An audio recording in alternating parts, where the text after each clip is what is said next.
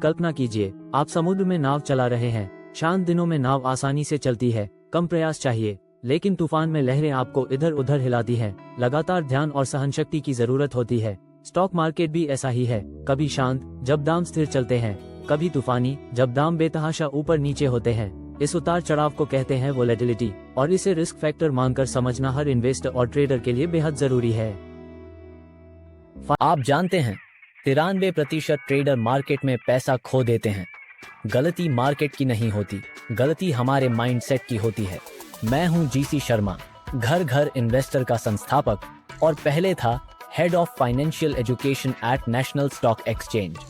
30 साल से मार्केट में हूं और मेरा मिशन है trade with discipline, not emotion. स्वागत है आपका बाउंस बैक ट्रेडर में, भारत के ट्रेडर के लिए एक मुफ्त यूट्यूब लर्निंग सीरीज जहां हम सीखेंगे कैसे हर लॉस को लेसन बनाया जाए।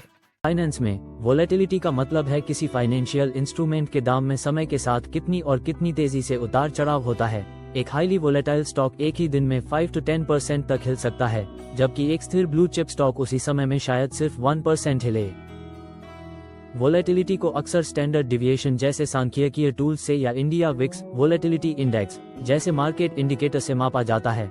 वोलेटिलिटी सीधे रिस्क और अपॉर्चुनिटी दोनों पर असर डालती है। लॉन्ग टर्म इन्वेस्टर्स के लिए यह अनिश्चितता और भावनात्मक तनाव बढ़ाती है, जिससे गलत फैसले हो सकते हैं। ट्रेडर्स के लिए ये शॉर्ट टर्म प्राइस मूवमेंट से प्रॉफिट का मौका देती है, पर अगर कंट्रोल न किया जाए तो यही वोलेटिलिटी पोर्टफोलियो नष्ट कर सकती है। यह मार्केट की दोधारी तलवार है, खतरे का भी स्रोत और इनाम का भी। 1. हिस्टोरिकल वोलेटिलिटी (HV) बताती है कि पहले स्टॉक का दाम कितना हिला। 2. इम्प्लाइड वोलेटिलिटी (IV) बताती है मार्केट भविष्य में कितनी वोलेटिलिटी की उम्मीद कर रहा है। ऑप्शंस प्राइस से निकाला जाता है। 3. रियलाइज्ड वोलेटिलिटी किसी खास समयावधि में असल में देखी गई वोलेटिलिटी। HV हमें अतीत के पैटर्न समझने में मदद करता है, जबकि IV बताता है कि मार्केट आगे क्या सोच रहा है। 2 स्टॉक्स मान लीजिए, रिलायंस इंडस्ट्रीज हफ्ते में 1 to 2% हिलता है। एक स्मॉल कैप स्टार्टअप उसी समय में 10 to 15% हिल जाता है। रिलायंस कम वोलेटाइल माना जाएगा, कंजर्वेटिव इन्वेस्टर्स के लिए सुरक्षित। स्टार्टअप बहुत वोलेटाइल है, रिस्क टेकर को आकर्षित करता है, लेकिन अनुभवहीनों के लिए खतरनाक। दूसरा उदाहरण, इंडिया का यूनियन बजट आने से पहले निफ्टी ऑप्शंस का IV अक्सर स्पाइक करता है। ट्रेडर्स शार्प मूवमेंट की उम्मीद करते हैं और प्रीमियम बढ़ जाता है। बजट के बाद वोलेटिलिटी अचानक गिर जाती है, इसे कहते हैं IV क्रश। भारत में वोलेटिलिटी सिर्फ कंपनी अर्निंग्स या घरेलू घटनाओं से नहीं, बल्कि वैश्विक कारकों से भी आती है। अमेरिकी इंटरेस्ट रेट बढ़ना, oil price shocks, geopolitical tensions. उदाहरण, कोविड-19 2020, इंडिया विक्स 80 से ऊपर गया, इतिहास का उच्चतम स्तर, चरम भय का संकेत। इलेक्शंस, नीतियों को लेकर अनिश्चितता से वोलेटिलिटी बढ़ती है। क्रूड ऑयल वोलेटिलिटी, भारत भारी आयातक है, इसलिए असर तुरंत दिखता है। रिटेल इन्वेस्टर्स अक्सर शॉर्ट टर्म उतार चढ़ाव को लॉन्ग टर्म ट्रेंड समझ लेते हैं, जिससे ओवर ट्रेडिंग और भावनात्मक एग्जिट्स होते हैं। रिस्क मैनेजमेंट, संभावित नुकसान और पोजीशन साइज समझने में मदद। ट्रेड टाइमिंग, हाई वोलेटिलिटी में ऑप्शन महंगे होते हैं, इन्हें खरीदने से बच सकते हैं। एसेट एलोकेशन, वोलेटाइल इक्विटी के साथ स्टेबल बॉन्ड या गोल्ड जोड़ सकते हैं। मानसिक तैयारी, वोलेटिलिटी को समझने से पैनिक कम होता है। 1. वोलेटिलिटी को नजरअंदाज करना, सोचना कि स्टॉक्स हमेशा लंबे समय में बढ़ते हैं। 2. वोलेटिलिटी इक्वल्स रिस्क मान लेना, सही मैनेजमेंट से वोलेटिलिटी मौका भी हो सकती है।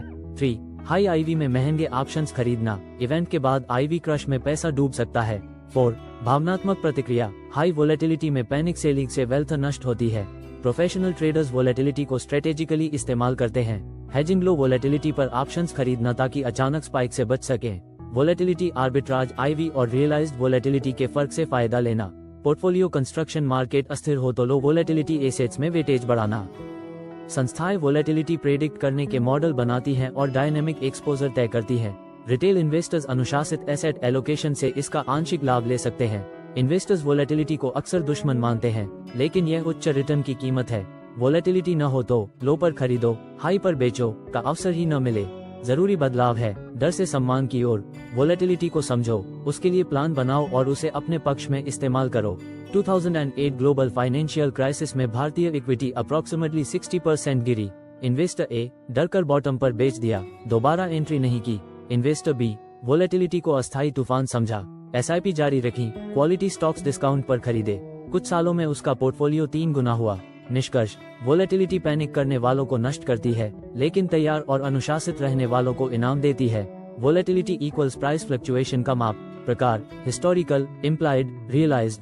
भारत में चुनाव, वैश्विक interest rate, all price volatility चलाते हैं। लाभ risk management, trade timing, asset allocation. गलतियां वोलेटिलिटी अनदेखी, रिस्क समझना, हाई आईवी में ऑप्शंस खरीदना।